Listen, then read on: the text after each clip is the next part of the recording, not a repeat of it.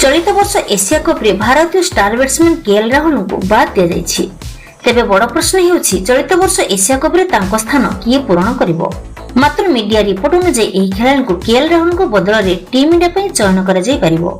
IPL 2023 रे fielding करबा समय रे केएल राहुल गुरुतर आहत होइथिले, जेउथि पई ताको अधारु आईपीएल छाड़िबा को पड़िला। तेबे क्रिकबाज रो एक रिपोर्ट अनुसार केएल राहुल एशिया कप पर्यंत संपूर्ण फिट होई परिबे नाही, जहा पई से एशिया कप रे खेलुथबार देखिबाकू मिलिबा संभावना कम रहिछि। किंतु तांको स्थान रे दुई खेलाड़ी ईशान किशन एवं संजू सैमसन एही रेस रे आगुआ अछंती, जहा राहुल को बदल रे एशिया कप में उत्तम विकल्प होई परिबो। तबे ईशान किशन ए पर्यंत भारत पई 13 दिनिकिया खेली 510 रन करछंती, जेउथिरे तांको नाम रे गोटे 2 शतकीय इनिंग्स मध्ये रहिछि। एहा सो संजू सैमसन मध्ये 10 इनिंग्स रे 330 रन करछंती। तेबे गुरुत्वपूर्ण कथा हेउछि उभय खेलाड़ी बैट्समैन भाबरे विकेट कीपिंग भूमिका रे मध्ये अभिनय करूछंती।